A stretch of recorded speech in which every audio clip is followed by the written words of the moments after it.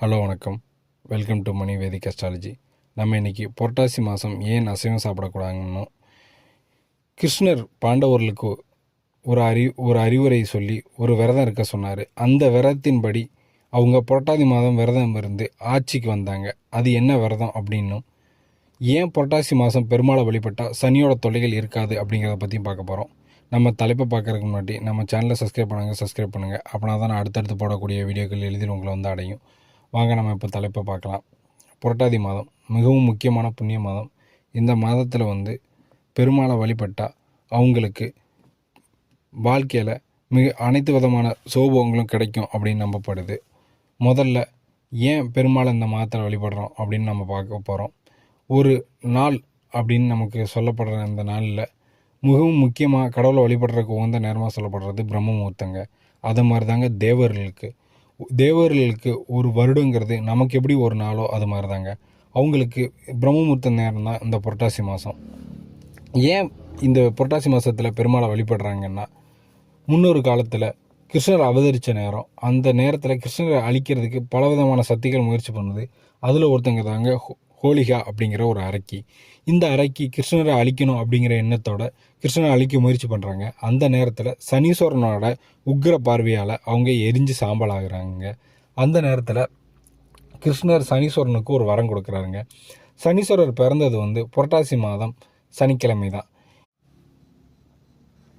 எல்லாரும் வெறுத்து ஒதுக்கக்கூடிய இந்த நீ பிறந்த புரட்டாசி மாதம் சனிக்கிழமையில் யார் என்ன வழிபட்டு வராங்களோ அவங்களுக்கு என்னோட பரிபூர்ண அனுகிரக ஆசீர்வாதம் கிடைக்கும் அப்படின்னு கிருஷ்ணர் ஒரு வரம் கொடுக்குறாங்க.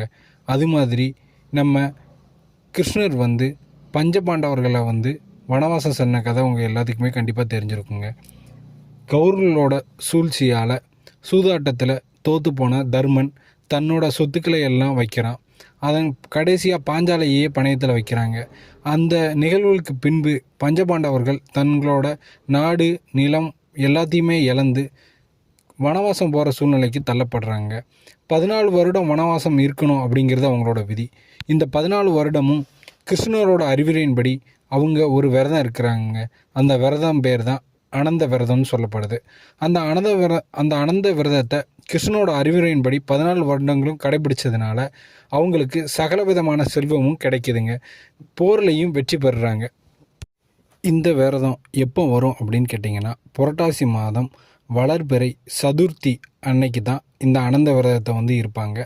இந்த விரதத்தை இருக்கையில் அனந்த பத்மநாப சுவாமியை நம்ம மனசில் நினச்சி அவரை வழிபட்டால் இழந்தது எல்லாமே நமக்கு மீண்டும் கிடைக்கும் அப்படிங்கிறது ஒரு ஐதீகங்க. இந்த விரதத்தை இருந்து தான் இழந்த நாட்டை பஞ்சபாண்டவர்கள் மீட்டாங்க. வனவாசத்தில் 14 வருடம் இருந்த பஞ்சபாண்டவர்கள் இந்த விரதம் முழுவதுமே கடைபிடிச்சாங்க அப்படின்னே சொல்லலாங்க. அதன் பின்பு பார்த்திங்கன்னா இன்னொரு கதையும் இருக்குங்க. நம்மளோட திருப்பதி எல்லாத்துக்குமே தெரியும், ரொம்பவும் பிரபலமான ஒரு கோவில். ஒரு முறை சனீஸ்வரர் பகவானை சந்தித்த நாரத முனிவர் ஒன்றால் பெருமாளோட பக்தர்களை திருமலையில் சென்று சோதிக்க முடியுமான்னு சொல்லி தூண்டி விடுறாருங்க. அவரோட தூண்டுதலின் பேரில் சனீஸ்வர பகவான் திருமலைக்கு பெருமாளை வணங்கக்கூடிய எந்த தவறுமே செய்யாத பக்தர்களை சோதிக்க ஆரம்பிக்கிறாரு. இதை பொறுத்து கொள்ள முடியாத பெருமாள் சனீஸ்வரன் மேலே தன்னோட உக்கிரமான பார்வையை செலுத்துகிறாரு. அதை தாங்கிக் கொள்ள முடியாத சனீஸ்வரர் பெருமாள்கிட்ட மன்னிப்பு கேட்குறாரு. அப்போ பெருமாள் சனீஸ்வரர்கிட்ட யாரெல்லாம் என்னை புரட்டாதி மாதம் வணங்கி வராங்களோ அவங்கள நீ எந்தவித சோதனையும் பண்ணக்கூடாது அப்படின்னு ஒரு நிபந்தனையை விதிக்கிறாருங்க. அந்த நிபந்தனையை ஏற்றுக்கிட்டாருங்க சனீஸ்வர பகவான். அதனால தாங்க இன்றைக்கி வரைக்கும் திருப்பதி போய் சென்று வந்தால் சனியோட தாக்கங்கள் பெரும்பான்மையான பேருக்கு பெரிய அளவில் பாதிக்கிறது இல்லைங்க. அது மாதிரி இவ்வளோ பணக்காரராக திருப்பதி பகவான் இருந்தாலும் லட்சக்கணக்கில் கோடிக்கணக்கில் அவர்களோட உண்டிகளில் காணிக்கைகள் விழுந்தாலும் தங்கத்திலேயே அவரோட ஆபரணங்கள் இருந்தாலும் குபேரர்கிட்ட அவர் வாங்கின பணமே அதிகங்க. இருந்தாலும் அவர்களுக்கு ஏன் மண்பானையில் தயிர் சாதத்தை மட்டுமே நைவேத்தியமாக கொடுக்குறாங்க தெரியுமா? அந்த திருமலை திருப்பதிற்கு கீழே உள்ள ஒரு கிராமத்தில் ஒரு குயவன் வாழ்ந்து வந்தாங்க. அந்த குயவன் ஒரு மாற்றுத்திறனாளிங்க. அந்த பகுதியோட மன்னர் தொண்டைமான் தினமும் தங்க மலர்களால் பெருமாளை அர்ச்சனை செய்வாருங்க. ஒரு நாள் அந்த மாதிரி பெருமாளை தொண்டைமான் மன்னர் அர்ச்சனை செஞ்சிட்ருக்கையில் அந்த தங்க மலர்களுக்கு இடையில் மண் மலர்கள் வந்து காணப்படுதுங்க. இதை பார்த்து அதிர்ச்சி அடைந்த தொண்டைமான் அங்கே உள்ளவங்ககிட்ட விசாரிக்கிறாரு. நான் தங்க மலர்களை தானே சூட்டினேன், இதுக்குள்ளே எப்படி தினமும் மண் மலர்கள் வருதுன்னு. தினமும் அவர் பூஜை செய்யலையும் இதே மாதிரியான திரும்ப திரும்ப இந்த மண் மலர்கள் வந்து தோண்டிக்கிட்டே இருக்குங்க. என்ன நடக்குது அப்படிங்கிறத புரிஞ்சு கொள்ள முடியாத தொண்டைமான் ஒரு நாள் தூக்கத்தில் இருக்கையில் அவரோட கனவுல தோன்றின பெருமாள், உனக்கு பக்தின்னா என்னன்னு தெரியணும்னா நீ போய் பீமனை பாரு அப்படின்னு சொல்லி மறைகிறாங்க. தொண்டைமானும் பீமன்னா யார், அவன் என்ன அப்படி பெருமாளுக்கு பூஜை செய்கிறான்னு தேட ஆரம்பிக்கிறாங்க. இந்த பீமங்கிற மாற்றுத்திறனாளி பெருமாள் மேலே மிகுந்த பக்தியோடு இருக்கிறான். அவன் தினமும் வந்து மண்பானைகள் செய்யலை பெருமாளையே நினச்சி பூஜை பண்ணிகிட்டு இருக்கான். அவர் மேலே கொண்ட பக்தியினால் ஒரு பெருமாள் சிலையும் செய்கிறாங்க. அந்த சிலைக்கு தான் என்ன செய்கிறோன்னே தெரியாமல் கையில் வச்சிருந்த மண் உருளைகளையே மலர்களாக நினச்சி அந்த சிலை மேலே போட்டு பூஜை பண்ணுறான். இந்த பூஜையில் மயங்கின பெருமாளும் அவரோட கனவுல தோன்றி, என்னைக்கு உனக்கு வந்து பிறர் சொல்லி உன்னோட பக்தியை உனக்கே தெரிய வருதோ, நீ பக்தியில் சிறந்தவன்னு, அன்னைக்கு நான் உனக்கு முத்தி கொடுப்பேன்னு ஒரு வரம் கொடுத்துருந்தாருங்க. என்னைக்காவது ஒரு நாள் நமக்கு முத்தி கிடைக்குங்கிற நம்பிக்கையிலையும் பெருமாள் மீது கொண்ட காதல்னாலும் அவன் தினமும் பூஜை செஞ்சு வரான் பெருமாளுக்கு. இதை இவன் எங்கே இருக்கான்னு தேடி கண்டுபிடிக்கணும் அப்படின்னு சொல்லி இந்த தொண்டைமான் மன்னர் எல்லா கிராமங்கள்லையும் வலை வீசி தேடுறாருங்க. கடைசியாக இந்த குயவன் எங்கே இருக்கான் அப்படிங்கிறத கண்டுபிடிச்சிடறாருங்க. அந்த குயவனை மறைஞ்சு நோட்டமிட ஆரம்பிக்கிறாரு. அவனோட நடவடிக்கையில் தினமும் கவனித்து வராருங்க. ஒரு நாள் அவன் வழக்கம் போல் பெருமாள் சிலைக்கு செய்கிற பூஜைகளை அவர் பார்க்குறாரு. அவன் கையில் உள்ள மண் குவளைகளை செஞ்சு போக மிச்சம் உள்ள மணலை வந்து பூக்கள் மாதிரி செஞ்சு அந்த பெருமாளுக்கு பூஜை பண்ணுறத பார்க்குறாருங்க. இதை பார்த்த தொண்டைமான் அவனை கட்டி ஆறத்தழுவி, உன்னை விட பக்தியில் சிறந்தது யாருமே இல்லை, அதனால தான் உனக்கு பெருமாளோட பரிபூர்ண அனுகிரகம் கிடச்சிருக்கு அப்படின்னு சொல்கிறாருங்க. பெருமாள் கொடுத்த வரத்தின்படி மன்னர் அவனோட பக்தியை பற்றி பேசவும் பெருமான் அவனுக்கு நேரில் காட்சி தோன்றி அவனுக்கு முக்தி கொடுக்குறாருங்க. இப்படி ஒரு கதையும் திருப்பதியில் சொல்லப்படுதுங்க.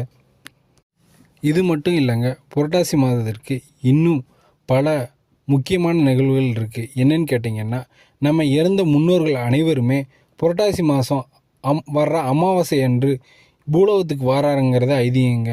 அதனால தான் நம்ம புரட்டாசி மாதம் முன்னோர்களுக்கு செய்யப்படுற தர்ப்பணம் நேரடியாக அவங்கள போய் அடையணும், நமக்கு அதற்கான முழு பலன் கிடைக்கணும் சொல்லப்படுதுங்க.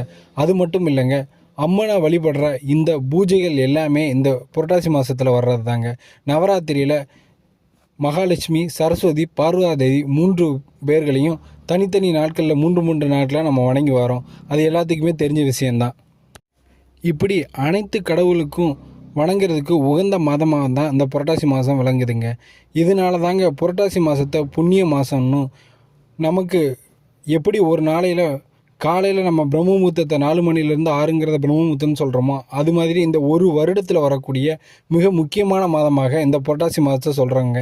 அறிவியல் சயின்டிஃபிக் ரீதியாகவும் சரி, நம்மளோட புராணங்களின் படியும் சரிங்க, இந்த புரட்டாசி மாதம் முழுவதுமே அசைவ உணவு எடுத்துக்கூடாமல் கடவுளையே நினைத்து வழிபட்டு வந்தவங்களுக்கு சகல விதமான செல்வங்களும் சேரும், அவங்க வாழ்க்கையில் எல்லா விதமான பாக்கியங்களையும் அனுபவிப்பாங்கன்னு சொல்லி இந்த கதையெல்லாம் முடிச்சுக்கிறேன். நம்ம இது மாதிரியான ஒரு அடுத்த கதையில் சந்திப்போம். நன்றி, வணக்கம்.